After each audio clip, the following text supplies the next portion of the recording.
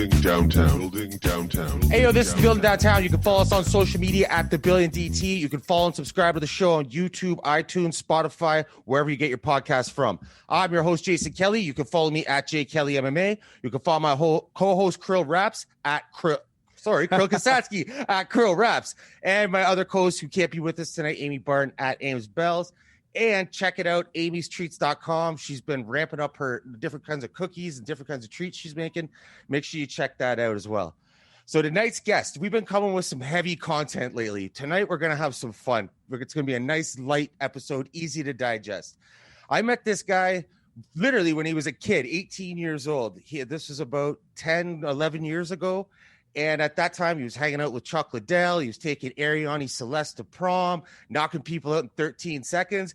And now you can find him on YouTube on random Sidequest, kicking the shit out of the video game world. Cordova, how's it going, my man? Hey, it's great to be here, man. That was quite the introduction. I greatly appreciate it. You earned it. I'm sure you've had some other great ones over your career and the many different avenues you were in. But before we get into this video game stuff, let's take it back. Like I said, when I first came across you, like you said, you're 18 years old. This is when Facebook was just popping off. And, we were in some MMA group together, and your profile pictures changed like weekly. And it'd be like you and Anderson Silva, you and Chuck Liddell, you and George St. Pierre, you and Trevor Whitman. The list goes on and on. And then when I got to know you, it was like, yo, you really know these guys. It's not like you're a fan waiting in line for this shit. How the hell did you get in like that, especially at that age? Oh man. Well, it's I'm not sure if you guys have seen the movie Almost Famous, but there's like a line in that movie that really reminds me of just kind of the circumstance that I found myself in. And it's kind of like during that time, it was kind of for MMA, like the last death rattle of rock and roll kind of deal. So I've known Chuck Liddell's coach basically my entire life, John Hackelman. Mm-hmm. And so I've been kind of around that world for a decent part of my life. I've known Chuck Liddell and been around him and probably since I was 11 years old. So that was kind of my first in. And for my family, like some people, they watch football in America or they watch baseball. For me, and as you know, like for my family, it was always MMA. Both of my parents went to UFC 1 in Colorado. And from there, that was just kind of our thing. That was kind of how we spent our free time. And after that, just kind of training, being in the martial arts, I kind of got an itch to maybe try this video journalism thing out. Like you said, like just as a kid, like 16, 17 years old. Mm-hmm. And my coach, who wasn't overly well known at the time, only by like the really hardcore kickboxing fans, MMA fans, but now is justifiably very well known, Dwayne Lidwig. So I was training with him when I was about 16 years old. And I told this guy who worked at this website called thefightnerd.com. I have no idea if it's still going on. I remember him. Yeah. So I'm like, hey, could I make a video for you? I could get an interview with Dwayne Lidwig. And he's like, you can? It's like, yeah, I can. I'm seeing him next week. And so the first interview I ever did was with Dwayne in the parking lot of a KFC when I was like 16, 17 years old. And it was towards that. And it kind of all just rolled on from there. And we met through my first website, MMA Religion. And yeah, it was one of those, there was a time in the UFC when you're talking about access, back to your question, it was just so much more open then because the sport was so new. And you could just walk up to somebody and be like, hey, Dan Henderson, would you do an interview? And be like, yeah, sure. And then you'd get a little bit of a reputation and none of my interviews were overly serious or news oriented, but they were just about them and kind of being funny and really not searching for those moments that are like those gotcha moments. So I think fighters felt inherently safe doing those interviews. So I got a lot of access. Yeah, that's the thing. I was just going to say that a lot of people like, did you ever plan with any of them? Like some of these weren't hard hitting questions, right? They were like out of nowhere questions, really oddball questions. And you get the fighters laughing and joking around. Were any of them ever thrown off? Because I remember every video, it just seemed like they were they ran with it. They had fun with it. But were any ever, you know what I mean? Like, what the fuck is this guy doing?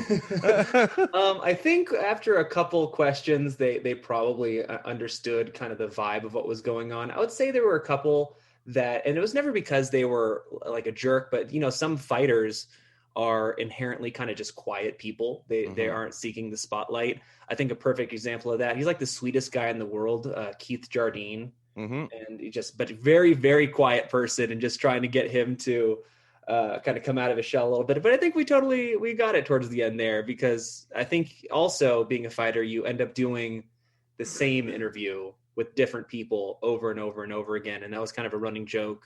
I'm sure with you and me and everybody else too. It's like, all right, how's the fight camp going? Yeah, exactly. How's the weight cut going? Who's you bringing for training? Yeah. And it's just, and my goal very early on was to not do that interview, and was really to never do that interview.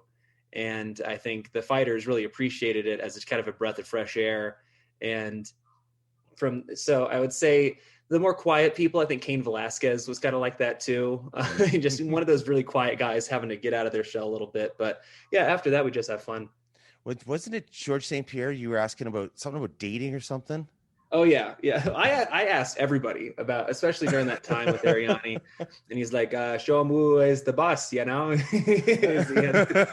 was, and he's a really nice guy too. And I think, one, being young, but two, also just being knowledgeable about what's going on and being able to ask educated questions.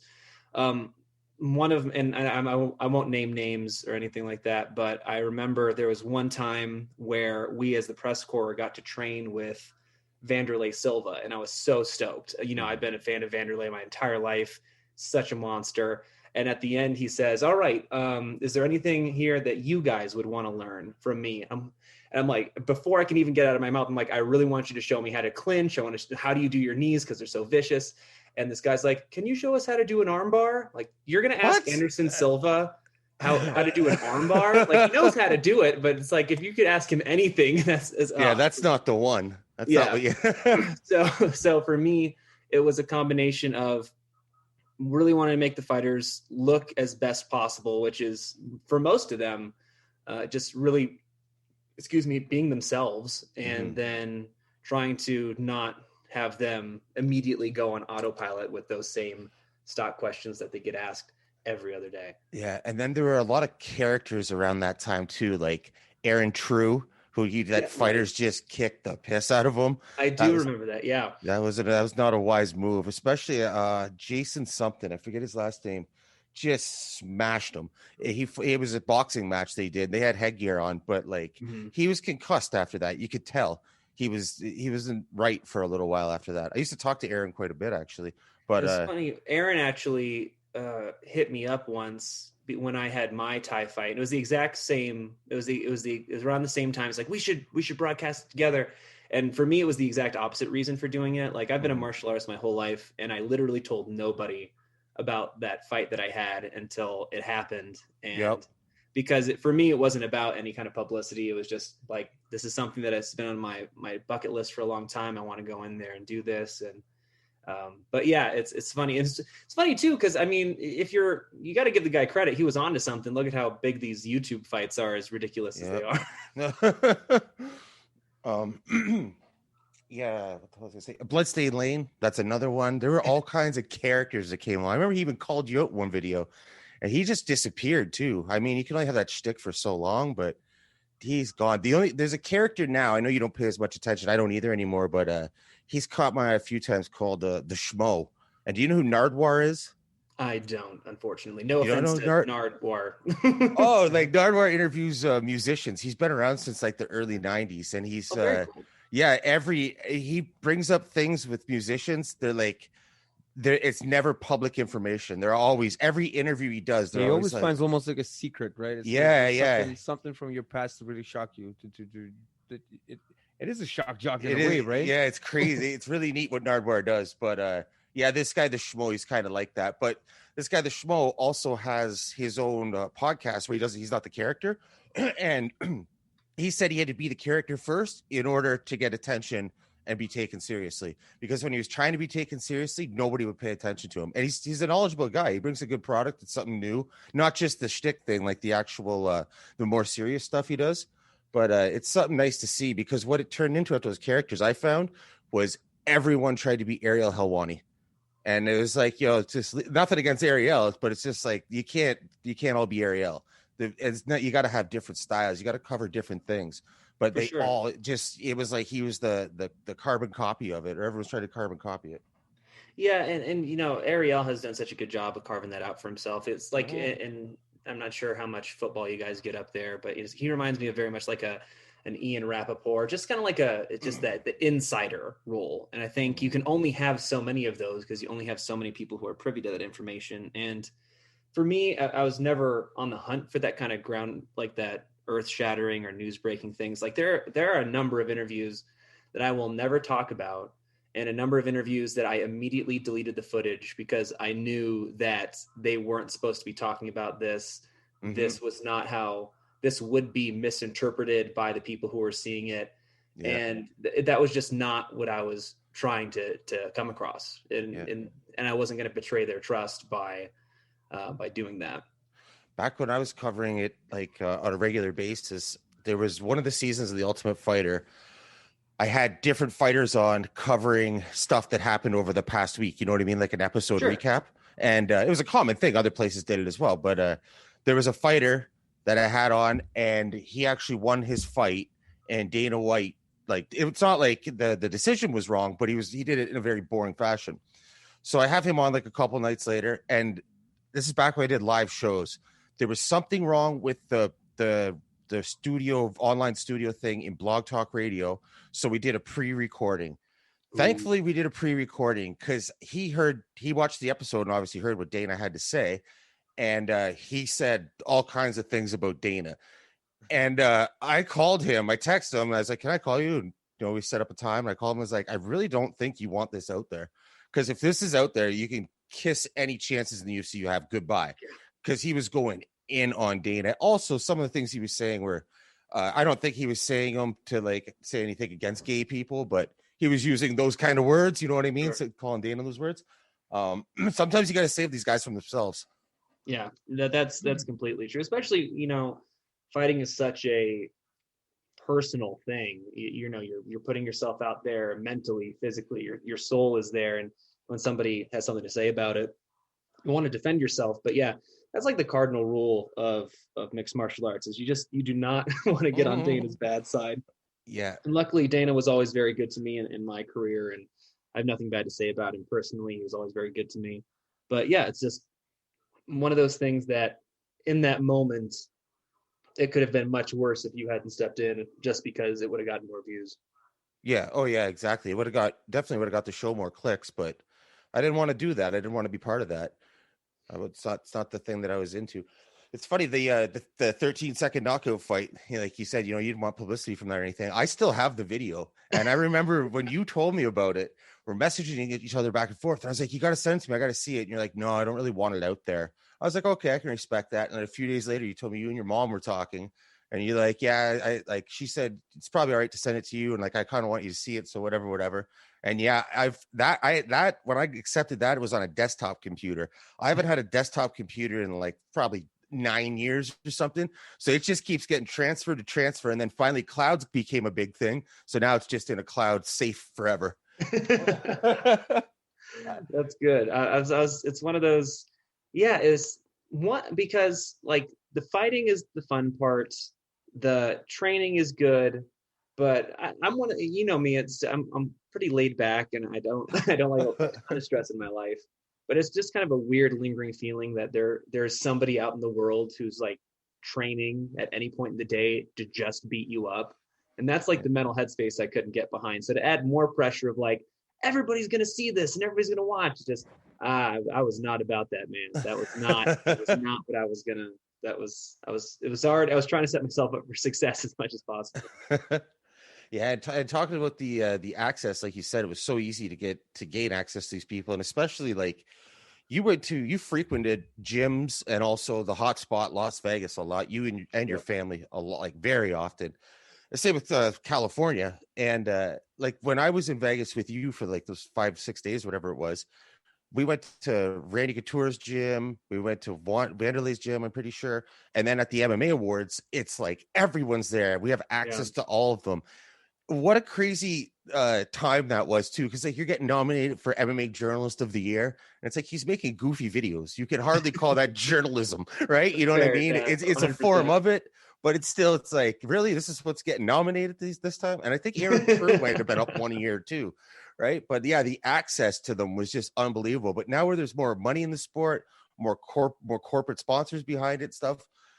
Guys getting real managers, not their homeboy from around the corner.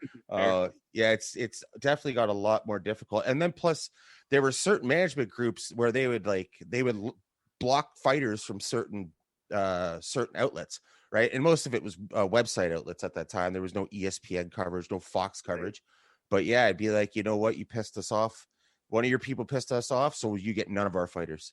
So it's best too to treat all the fighters and the managers the same. We had to kiss the managers' asses sometimes, like, you know, make sure I'm good and nice to them and proper to them. But yeah, it's gotten even worse with the money. Yeah, because it was it seems like, oh, there's so many people, but you're right. The world in and of itself, especially at that time, was so small. So if you did something, the word was going to get out, right? And I will wholeheartedly admit that a lot of times when a manager would not like hit me back, if I just knew the fighter, I would just call them. I would just be like, "Oops, sorry." Just like I know the guy. I'm just gonna give him a ring, and that's what's gonna happen. So it was one of those just moments in time where, and all these changes that have happened, I really don't want to come off as cynical or jaded, because all in all, I think it's very positive, especially for the fighters. It's never been better than it is today for the fighters, because you know, they have the right protection, they're making more money. There is an avenue that they know success is going to exist. So this was just inevitably going to happen as the sport got bigger. So I think but I do look back very fondly on that weird in-between point in time, because I talked to people like my editor at MMA Weekly, Ken Pishna, who like after the main event of UFC would go out with like Tim Sylvia won the UFC heavyweight championship, and they would all go out for beers afterwards. So it was even more so back then. And then we kind of came about kind of that last moment of that real, just kind of loosey goosey, everybody's just here having a good time, before it went full Fox, ESPN, and a legitimate like mainstream sport. Yep, absolutely. Now you're not just like me. Do you pay any attention to it anymore? I watch it and stuff, but I don't. Half the time now, I might know some fighters on the main card, and then if it's like, you know, a guy who's at the end of his career, like a Jim Miller or something, I'd be like, oh yeah, he like on the prelims, I remember him. But other than that, I mean, less and less I'm knowing the names and who's who until they rise to the cream of the crop. Is that kind of where you're at, or are you just like done with it completely? Yeah, and it's not like it's one of those things I'm like, oh, I'm done with MMA. It was just, it kind of gradually happened. And, yeah, me too. Your interests and things like that kind of go in different directions. But for me, yeah, I remember, because every once in a while, at least pre-COVID, MMA Weekly would call me up and be like, hey, the fights are in Colorado. Would you mind covering it for us? And for me, it's like, yeah, sure, because, you know, you get to go there and watch the fights and cover a little bit and see everybody that you used to hang out with. So it's always fun, and I'll always take up that opportunity to do so. But I just remember there was a guy who they were interviewing after his fight, and they were basically talking about, this guy's like, well, you know, you've had a really good career here. What do you have to say about this? Is this one of your last fights? And I'm thinking to myself, like, I've never heard of this guy. This guy's had an entire career in the time span that I haven't been paying attention. So it was one of those moments where it really hits you in the face, because you do have to stay up with it even more than ever before, because there's so many fights. Yep. And every weekend now, right? Say that again? Every weekend now, right? Yeah, they really just have it rolling, and kudos to them to being able to find a way to safely do it during the pandemic. I think that was really awesome. It's so I remember when, you know, we'd have people over to our house, because there was like, everybody would come over and we'd watch like UFC 79 or something. And there would be maybe a UFC like 2-3 months from there, and all the cards were just stacked, because they weren't so just frequent.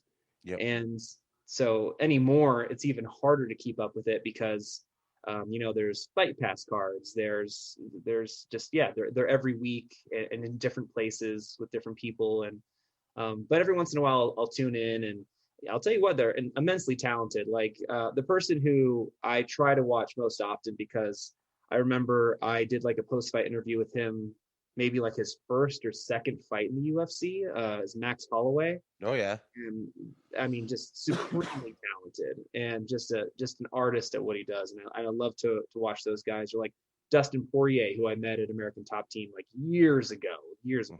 Mm-hmm. And just try to keep up with them. But every once in a while, like you said, Jason, when there's somebody at the tail end of their career, it kind of makes you sad a little bit, because there's the people who you just love watching. And the first time that ever happened to me was with Chuck Liddell. But then, you have just warriors out there like Carlos Condit and just people who, above everything else, love to fight. Mm-hmm. And those are the ones that you are the saddest to see go. Yeah. So you're late teens, early 20s, right? Nominated for the MMA Journalist of the Year. Journalist of the Year. In your interest gradually shift? How come? It seemed like you were going like right for it. That's a good question. No, that's a really good question. And what did it shift to? What could have been more and more interesting in cracking jokes with MMA fighters? Chuck Liddell? You know what I mean? Right. I'm just wondering, because I'm thinking of myself 20 years old doing some shit like that. I don't think I would quit. Yeah, and I totally get it. And I think it's because the type of content that I had to make shifted. Because at that point in time, I don't think people really took YouTube as seriously as they do now. And it was like, well, you're either going to sign on with a big company or nobody's going to watch you.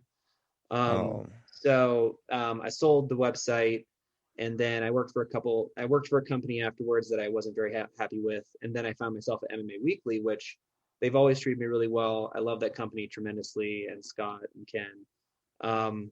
But in that, it became far more, one, news oriented, which was never the thing that I wanted to do, and two, the access changed.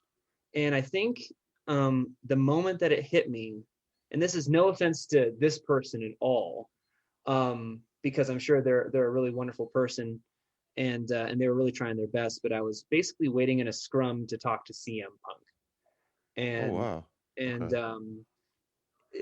the moment that you couldn't get one-on-one interviews, and I just remember being crammed in with maybe like 20 different people next to me, and we're all holding our cameras, trying to keep everything as tight as possible. But at the end of the day, we're all getting the exact same footage, the exact same questions, the exact same interview, and then you go back and you hustle to your laptop and you edit it right quick, and then you go back to do it again.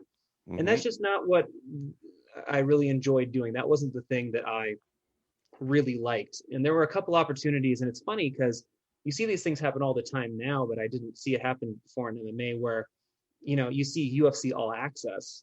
And I was doing that stuff like in 2010, 2011. I stayed like a week at Donald Cerrone's ranch, mm-hmm. and filmed him and all Greg Jackson guys. Or I spent like an entire fight, like the week leading up to the fight with Gray Maynard when he fought Frankie Edgar for the second time. And those are the things that I really love doing. But the less access you get, the less that's going to happen. And even when you have access with other people, a good example of this, I was doing a mini doc with Uriah Faber, one of the nicest guys in the game, and just a tremendous human being. And I was filming him, and a manager from another fighter came up. He goes, whoa, you can't film back here. This is da-da-da-da-da. And Uriah had to come up and say, he's not filming your guy, man. He's filming me. Like, just like step off. And it's just one of those things where those opportunities and the things that I really enjoyed doing and I found really fulfilling to do just happened less and less and less, until you're just kind of a point where you're just a guy behind a camera getting the same interview as everybody else. And like I said, it's not anybody's fault. It's just, that's the way mainstream sports are, basically. So what I'm hearing is that UFC owes you money for All Access idea. Yeah, I'm waiting for it in the mail. Yeah, call who is it that bought them? Oh, how's this escape my? Who bought UFC a couple years ago? That huge media company. Yeah, that multimedia company for like $4 billion. Yeah. They owe you money now. They're off the hook. They got it. They can pay. So I know Viacom, no. What's that? No, not Viacom. Viacom owns Bellator. So yeah, that's the wrong one. Yeah, and they're gonna try. It's an acronym, like 3-letter something. Yeah. So I used to be an MMA journalist. It's 3-letter something. Yeah, no kidding. I was just gonna say that we're terrible, eh? Zero professionalism. But obviously, martial arts isn't out of your life. The gym, what you got going on there. I'm not even going to try to explain the history of the gym and the whole association, I guess you'd call it. So elaborate on that for people. And then the news you told me recently, so there's going to be a time coming any day now where you're going to be taking over that gym from your parents. And that is a crazy honor. Through the whole aspect of my journey in MMA, I've always been training and teaching in martial arts. And I used to be very competitive, but especially as a junior, I won a couple national championships and world championships in sport karate. And, no big deal. But kind of as that came to an end too, around the time, and people always ask me too, because I seem to like move on early from things, because I think, I especially got away from the circuit when I was like, I don't know, maybe like 18, 19, 20, and then shift to Muay Thai and then other things. But then the things that you find the most fulfilling are the things that you're going to want to do most often. And when I really transitioned from competition to really wanting to become a better teacher, that really became the biggest focus of my life. And I was so fortunate to just have some awesome students and be able to coach them to world championships. Wow. And which honestly, it was far more gratifying than anything I ever did.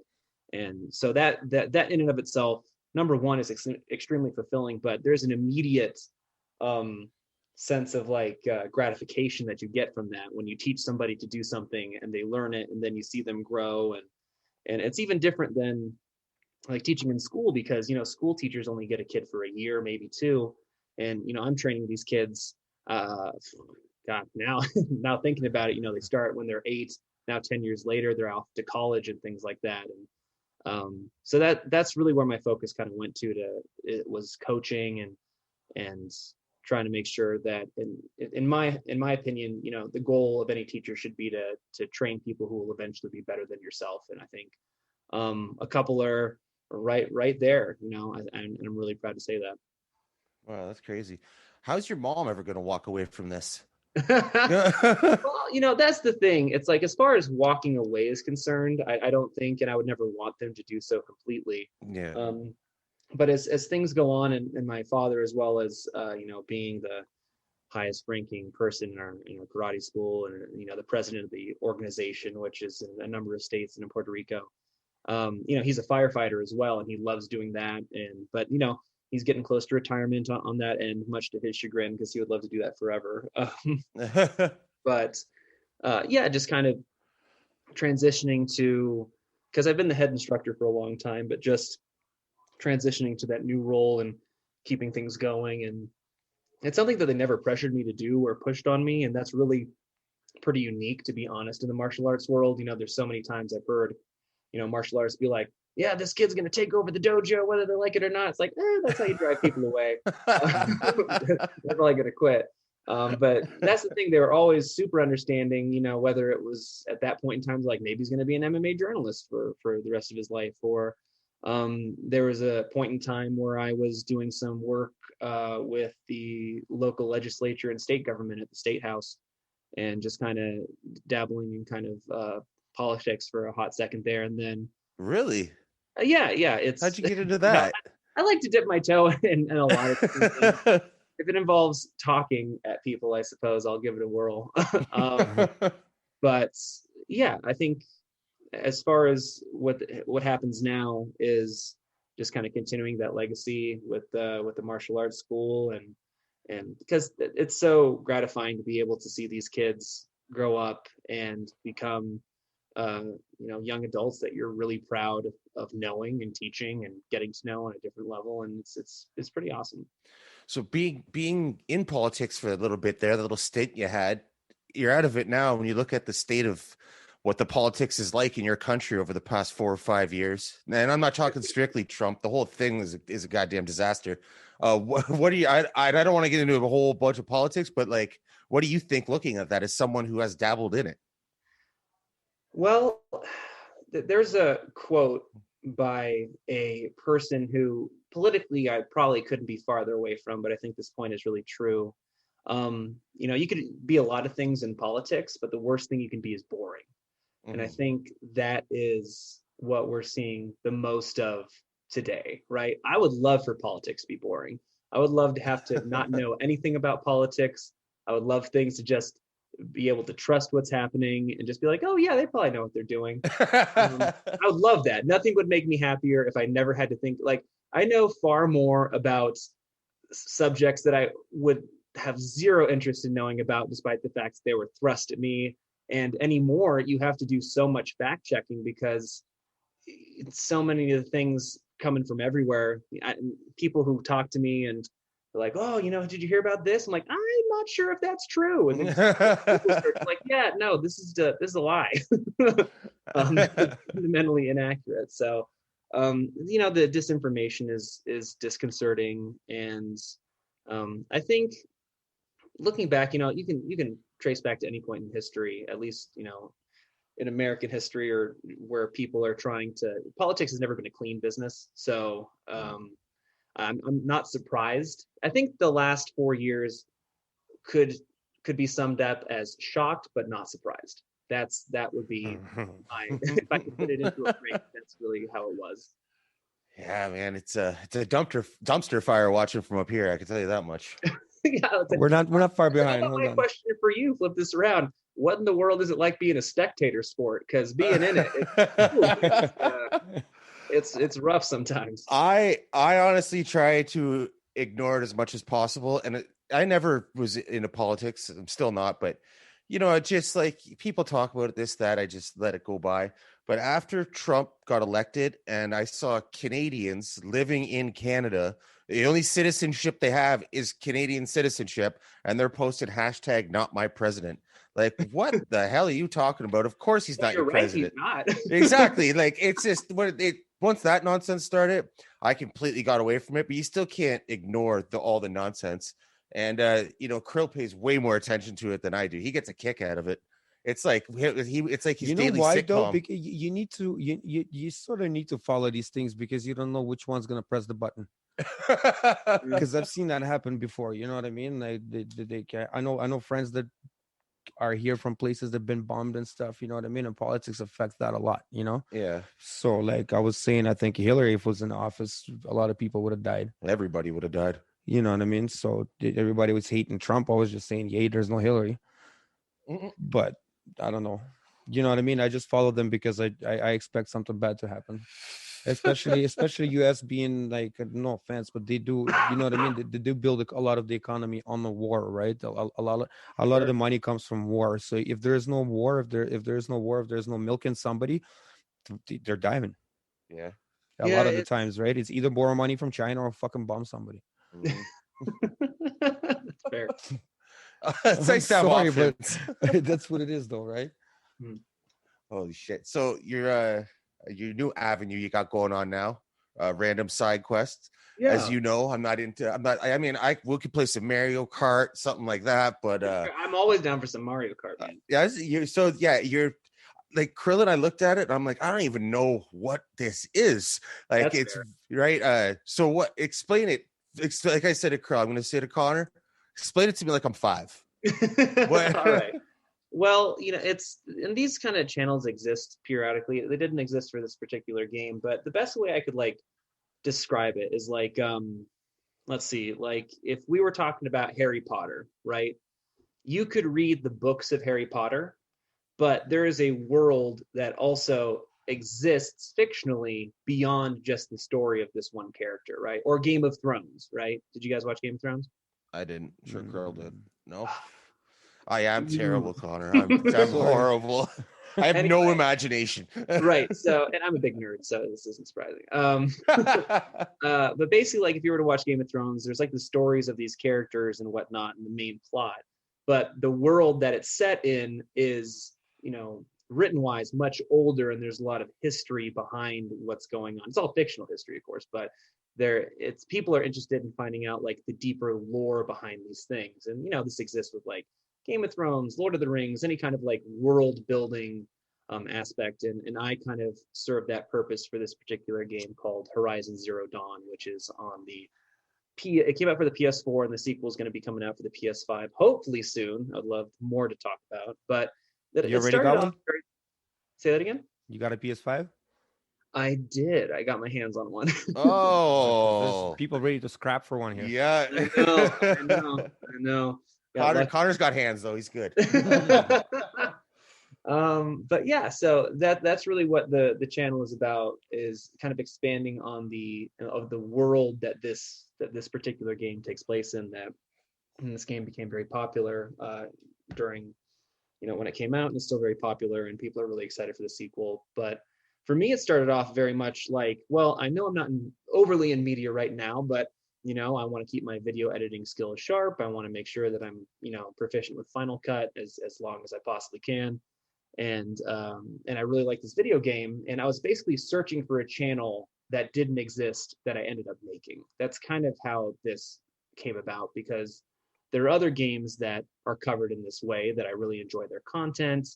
But I was looking for that for this particular game, and like I said, it really wasn't around. So I'm like, well, I'll make some videos. I'll do this. What about now? You have competitors now? That's the thing. That's also the thing that I really like about YouTube more than anything else, is the fact that the platform in and of itself really isn't that competitive. Like, if I really wish there were more people in my space, because really the key to YouTube success is, and I think this was very misconstrued in the beginning of YouTube, because people viewed it a lot like TV, like, we're number one in the time slot, they got to watch us and nobody else. Well, that's not true with YouTube. Generally, if somebody likes a topic on YouTube, they're going to look for more of that topic. Yeah. And so it's really built around collaborating with other creators and talking through things. So as far as competitors are concerned, I wouldn't consider myself to have any. I really don't even have a lot of people in the exact same space that I am, but I have been able to collaborate with a couple of creators that I really like. And so in that sense too, it's a little different than journalism, because you're not trying to, get the story or get this interview up before anybody else gets it. It's very much a collaborative space. I was more so joking, because you said you were the first one, right? So I figured. Yeah. So as far as the channel is concerned, yeah, for me, it's very much a collaborative effort, and it started off as something that I wasn't overly concerned with making big or pushing it. I just wanted to put out quality content to make sure that my, voiceover stuff, script writing, editing stayed strong. And then from there, people ended up enjoying it, and, we've been getting subs ever since. Nice. Getting like 50,000 hits, right? Yeah. So. Yeah. We're, some of the channel just passed the 2 million view mark a couple of days ago, which is pretty cool. Good job. Nice. Congratulations. Yeah, thank you very much. Yeah, and especially, like I said, for something that I never really expected to go anywhere, I'm just always thrilled at the amount of people who decide to watch and decide to tune in. And this is all off one game, right? Yeah, I've done a couple. Sorry, we're just not familiar. So this is no, you're all good. It's funny too. YouTube, it's finding that niche. But I'm just talking about the actual game. So the game is just like a non-stop thing. There's no beating it. It keeps growing, right? It's a big world building game, like you said, right? There is an end part to it for sure. But basically, if you were to play the game, you could play through the main story of the game, because it's an open world game. A lot like Skyrim would be a good way to think about it, except it's a different setting.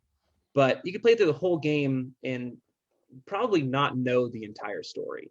There are like little snippets and collectibles that reveal different parts about the world and the tribes that exist and things like that. And that's kind of my job, to consolidate those things and kind of make them in a much more accessible way to somebody who might not go through and take hours on end to find out this information or pay attention to these things. But so how many hours do you burn? That's what I was just thinking. How many hours have you put into playing the game? Oh man, how many hours have I put into playing Horizon? Playing the game, I've played through the game, I want to say 2 or 3 times, and just collecting game capture footage and things like that. I didn't want to think about it, man. Hundreds of hours. Oh man, yeah. Unless you go but that deep into detail. Yeah, Yeah. but the nice thing is when you make a game that is so detailed, it is so story driven, and has this really badass female heroine, and it's the whole thing is just, one, it's a beautiful game. Two, it's funny because it's a post-apocalyptic game, but not in the way that you would normally think. Like, post-apocalypse, the world is like a charred wasteland, like Mad Max Fury Road or something like that. Which, by the way, phenomenal movie. Not slamming Mad Max Fury Road. It's amazing. But it's very lush and green and verdant, and but it's funny So too. this is after the life comes back a little bit. yeah, for sure. But it's funny because I just kind of lucked out. This kind of happened too. A lot of the game takes place close to where I live. What do you mean? So if you were to, even if you weren't to know anything about it, if you wanted to go to the channel, there's a series that I did called Metal World, where I took the in-game footage of like the ruins of these places that actually exist. Yeah. For narration, I went to those places and filmed them with a GoPro, and I even bought a drone and stuff. So we got some pretty cool footage and kind of put those back to back. Wow. Yeah, so that was just kind of a lucky break. It just totally lucked into that one. I'm like, I know where that place is. That's like 15 minutes from my house. Real quick, speaking of places by our house, Kirill, earlier, I remember years ago you said to me, people come to visit you, and so often they're like, "Can you show me Columbine?" And you're like, "It's just a school." Oh, yes. Kirill, or just now, he was like, when you were talking about things by your house, he was like, "Yo, Columbine." Well, you said beside the things that were beside me, right? So and Kirill brought up a good point. Is that place still open? Absolutely, it's just a high school. That's crazy. That's the thing. It's like a lot of bad juju in there. Yeah, it's unfortunately there's a lot of bad juju everywhere these days. But I went to a high school in the same county as Columbine, and luckily nothing like that's happened in decades. I think that happened in 1998, if I remember correctly. I remember late 90s for sure. Yeah, I remember my mom, because I was in elementary school at the time. Like, she picked me up early from school and she didn't tell me what was going on. Mm-hmm. And I just didn't go to school for a day or two because everybody was so freaked out. There's just helicopters everywhere. But crazy. But yeah, it's I have students who have gone and who go to that high school. It is very much just your average high school. Yeah, I mean, those kids now, to them, that's ancient history, right? If you're in like grade 9 or 10 or something, it's like you weren't even alive when it happened. Right? Yeah, so every year, they'd have extra security around the school during like the anniversary and things like that, just to make sure nothing goes down. Imagine the lunatics that would actually think of something like that. Jesus fuck. Yeah, that's crazy. Sad. It's tragic. But back to the game. So will you get to an end of what you're trying to explain here? Will you run out of material there if there comes to a point where you have to move on to something else? Oh, he's waiting for the second one to drop. Will you? Yeah. I'm waiting for the sequel to drop. Luckily, it's been announced for later this year. But yeah, for real, it's and luckily, kind of finding different ways to make the same, like to cover the same content's been kind of a challenge, but also kind of a growing experience for me. So going out there and finding like that series that I was explaining to you, just kind of delving into some like some additional information of trailer breakdowns and things like that I don't normally do, and kind of dabbling in other games as well. Like I'm a really big fan of God of War, and that combines. That's a nice one. That's actually one of the last games I've played. Yeah, the new one that came out was just stellar. It takes place like with Norse mythology instead of Greek mythology, so was a pretty cool spin on it. So we did a couple videos there, and but we're mostly focused on the one game. But I am looking forward to kind of anytime a game comes out that, number one, and this is something that I learned way back when we were doing MMA Religion. When you're a content creator, you have to enjoy the content you're creating, otherwise you will burn out so fast. Yep, absolutely. So less about like, ooh, what game is popular? It's like, what game do I really enjoy that I could just talk about nonstop and not shut up about? Luckily my wife is a really big nerd too, so we enjoy it together. Otherwise it'd be, I think I'd drive whoever I was with insane. So, but yeah, just kind of finding different ways to address similar material and hitting it from different angles has been a unique challenge, but also kind of an opportunity to think outside the box. So definitely have kind of dabbled in other games, and we'll continue to do so. But I think as far as like this franchise is concerned, luckily I've kind of carved my way into it, and people seem to enjoy it. Yeah, being into creating video content, doing your own editing for friggin' 10 plus years, right? That's that I know of. Have you spent amassed quite a bit of equipment and editing software over the years? Luckily, I bought Final Cut Pro a number of years ago, and as it's gotten updates, I've just continued to do that. I'm currently talking to you on a desktop because I needed something that is just a little bit better as far as the horsepower to help process all of the large kind of files that the game brings over and then compress them. Just makes everything easier. So I got my iMac here. A music video is rendering 4 to 6 hours, right? Yeah. Imagine a video game. Yeah. So yeah.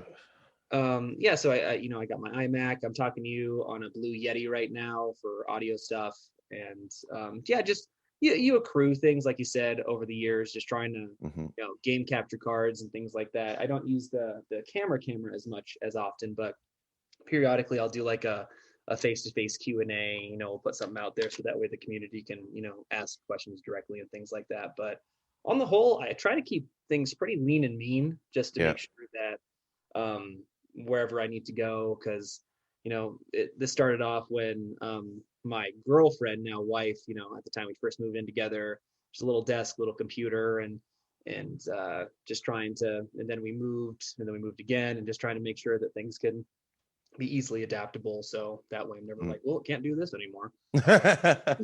And you mentioned too, you bought a drone. How much practice have you had with those? I'm asking because Kirill Raps, so I mean, you might have been able to tell by his Twitter name, Kirill Raps. Fair. And we've been shooting a lot of videos over the past 2 years, 2.5 years, something like that, and especially lately. And lately, what we've brought in the past few videos is like we hire a videographer and someone to control a drone. They have their own equipment and everything. And like the one guy that we brought out, he said that he's had practice with it, but never filmed anything like a music video. So that was reassuring. At the film shoot, he lets us know this. But how much practice have you had with it? And have you made it smash into anything? Luckily, I haven't made it smash into anything. I'm very fortunate that the video style that I make is very much like documentary style, like slow pan and drift to the side. It's a lot of complicated maneuvers there. I see those guys to do like real drone piloting, and they're just like taking their thing through like some crazy paces. I'm like, I paid way too much money for this thing. I'm going to treat it like it's made of glass. Yep.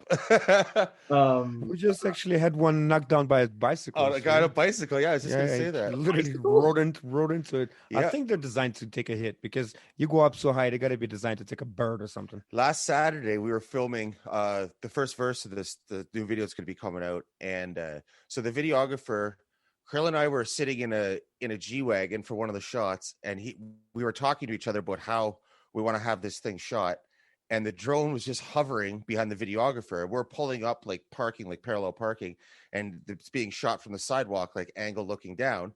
So the drone's just hovering behind the videographer while he's chatting with us, and this guy on a bike comes by, didn't even notice it, boom, right in the face. The even better part is the thing was recording. I hope you got that guy's signature to put that in the video. No, he yelled, "What the fuck?" And he yelled something else and biked away. We're like, no, we need to sign a waiver. We got to put this in the video. We're never going to get the shot again. Oh, it was funny, man. It was really funny.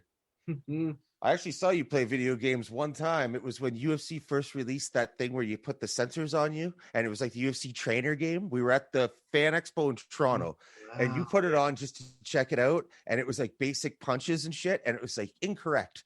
Tell you you're doing it wrong. I was fucking dying laughing. I'm like, no. That was so funny. Man, that's right. That Fan Expo in Toronto. That was a really dope. good trip, man. That was when Mark Hominick fought Zombie, right? And then GSP fought GSP and Jake Shields. Right. That's right. Jake Shields. And Jake Shields got wrecked. Oh yeah, did he ever? That was a great card. Rory McDonald and Nate Diaz. Ooh. Yeah, that card was crazy. That was UFC 129. It was 55,000 people.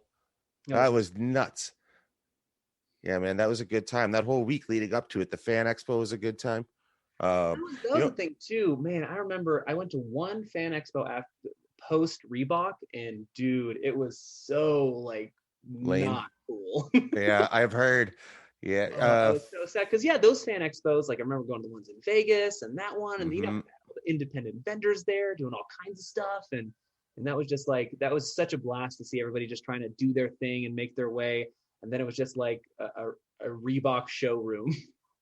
That's what I heard. Elizabeth Nusser from Fight Chicks. I don't know if you remember that apparel brand or whatever, but she told me about it a few years ago, like whenever the switch happened.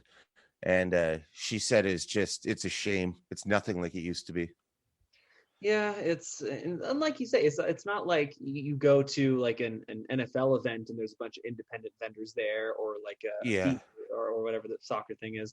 Well, soccer is not big here. But yeah, it's like whatever kind of event is happening there. It's not like this cornucopia of independent vendors. It's very much the same. So like I said, it's not like, oh, the UFC is doing all the terrible things. Like just the natural progression of things. You know, the sport gets bigger, you know, makes more money, and then this is what happens. Somebody comes and buys the whole showroom. Yep, exactly. I walked into that expo and I had to piss so bad. So I walk in and there's a bathroom right to the right. So I go into the bathroom. As I'm turning around to walk away from the urinal, BJ Penn came walking up to the urinal as I was turning to walk away. And I'm like staring at him to the point he gets to the urinal. I was like, hey, this is getting creepy now. And he looked at me and nodded. And he was like, yeah, I know, I'm BJ Penn. Not in a rude way, like a joking way to make it not so awkward. But like, you know, accessibility, you would never see an NFL superstar and be like, LeBron James isn't just going to come strolling into the public bathroom, right? Like, it's not going to happen. And I think the attitude, and this is purely, I'm just inferring here, like, because I have been out of the sport for a fair amount of time, but I think there's something to be said about, you know, not only were these people that came about at that time where we were in it and before, you know, there was no guarantee that even if they were successful in the sport, that the sport was going to be successful, right? That's true. Like there is just such like for such a long time, you know, there's so long that it was even illegal in New York before, you know, that was like a big hurdle that UFC had to overcome, or just the fact that the business could go under, the sport might not be here, and the people who came in first were fully aware of that and were just doing it because they loved it and loved the competition of it. And I think those people just, there was no sense that anybody was going to get famous from doing this, or anybody was going to get rich from doing this. It was just, this is what we're going to do. I love doing it. And I think, you know, that attitude is going to be less and less and less because, you know, just like any other athlete, you know, with a league that pays a lot of money and has a lot of prestige, it's like, if I'm going to be good at this, guess what? I'm going to make a ton of money and be famous. So Now we got Connor. He's like the Mayweather of MMA. Yeah. Yeah, with the arrests and all. Yeah, you know what else is funny about that week in Toronto? We were going somewhere from the expo. I think we were going to eat or something. And I got you to ride with Rob and Anna because like me and Camilla, who was dating at the time, and my buddy Jarrett, right, the car just reeked of weed. And I was like, I don't know what's going to happen with this 18-year-old kid if he gets in that car. I was like, you got to go with them. Now, being where you're from, Denver, Colorado, it's like they're just like, yeah, bring it all on. And I was also shocked to find out like 6 months ago, I posted something on Facebook, what's better after a long day of work? And it was a bud and a beer beside each other. And your mom was like, oh, definitely the weed or whatever. I was like, what? Kirill Cordova smokes weed? So being where you live, did you get into the whole the explosion of marijuana in that state? Devil lettuce? The devil's lettuce? The electric lettuce. It's it's so commonplace here. Yeah. Like even people who, you know, smoke, it's not like everybody who smokes is a stoner kind of deal. It's just very much like, yeah, I'm just gonna go over there. It's like there's a dispensary next to the Walmart, or, you know, there's this or that. And And it was really good. I will say this 100%. Like when it got legalized here, like any storefront that was closed seemed to instantly become a dispensary. Like they just like were everywhere. And it's so I'm one of those people too who are like, you know, if you want to do this, go ahead. This is a quote unquote victimless crime. Like I don't know why this isn't the case everywhere. Just live your life, man. Don't drive and you're fine. But, so. Yeah, I think if you're here in Colorado, it's funny too, because you know people like when they come out to visit or when they did, you know, free weirdness, you know, like, can we go to a dispensary? It's like, why are you whispering? No shit. Like it's not that big of a deal. You go in, it's like a Walgreens. Okay, just like calm down. Yeah, it became legal here in 2019, right across the country. But the dispensaries are controlled by the government. And it's terrible. The weed's terrible. The price, it's massively overpriced. The product's old. Yeah, it's awful. But yeah, if you want something good, you're paying $50 for 3 grams. Oh yeah, it's ridiculous. So it's thankfully there's a way around that to go to multiple different dispensaries. You can get delivery. It can come in the mail, whatever you want, and it's a lot cheaper, a lot better. But yeah, like you said about every closed storefront became a dispensary after that. I live downtown in the city I live in, and it's not like it was like everything was shacked up or boarded up, but there was some empty places. And within the past year or so, there are more and more all those empty places. That's what you're seeing, government dispensaries pop up. That's crazy. Because aren't all the liquor stores also? Yep. Yeah. Liquor Control Board of Ontario. That's what our liquor store is called. That's the thing about that too. You go to every dispensary here, and everything is the same. Yep. If you go to just like a liquor store here, it's not you. There's no something special about the special place. They're all the same. Yeah, they're all the same. That is interesting. Yeah, because that's obviously not the way it is here, and it's like feels like communism. Also is known a lot for like craft brewing, like craft breweries and stuff like that too. So that's like a big thing here. So it's interesting. I could see that. I could see that. People skiing and having their craft brews. Oh yeah, like band and stuff like that. They're like, "No, Daddy, buy me a beer."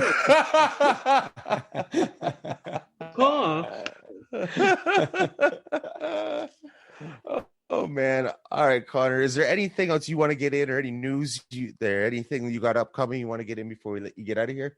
I'm really bad with social media. But if you want to check out the channel, if you're a fan of Horizon Zero Dawn, it's called Random Sidequest. Love for you guys to check out the channel. And also, I know you guys don't play video games. I'm a big. I gotta say, like some of the best stories that are being told right now, I think, in media are done in video games right now. I'll get off my soapbox. This is like a golden age for quality gaming for people who want to get into the hobby, and so just check it out. Random Sidequest. We have fun. It's a good time. This has been a good time as well. All right, Connor, we'll let you get out of here. We really appreciate you giving us the time. Thanks for coming through, him. Yeah, like he said, random talking to you guys. What's that? Sorry? I just said it was great talking to you guys. Great catching up. Oh, absolutely, man. It's great. And like for the listeners, there's been times it's came up on certain shows talking about how I got in MMA Media, not in depth, but you're the sole reason. You messaged me on Facebook one day asking me if I've ever tried writing, gave me a shot to write something about Fedor Emelianenko on MMA Religion, put me on as a staff writer, hooked me up with MMA Diehards after that. That's where I met Joe Rizzo. Started getting into podcasting, learning how to write AP style. And honestly, this show wouldn't exist, or I would not be part of it if it wasn't for you, because I never would have gotten into that shit any other way. Somehow there's a Russian always involved. Yeah. That's always very kind of you to say. But I got to say, like on the other end of things, there were so many people who were like, "Oh man, can I do something for the channel?" And I'd be like, "Okay, do this," and I would never hear from them again. Like the only person who was like, "Yeah, I'll absolutely do it." I'm like, "Okay, this dude, he gets it. Let's get it." So yeah, I made the most of it, that's for sure. But like I said, you gave me the chance, and I really appreciate that to this day. Oh, my pleasure, man. All right, everyone, make sure you check out Random Sidequest. And what's the name of the game again, Connor? It's called Horizon Zero Dawn. Horizon Zero Dawn. All right. For Amy Barton, who could not be with us tonight, but she will be back for the next one. For Kirill Kasatskiy, for Connor Cordova, the man of the hour, for Jay Kelly, this is the Building Downtown. We out. Peace. Building downtown. Building downtown. Building downtown. Building downtown.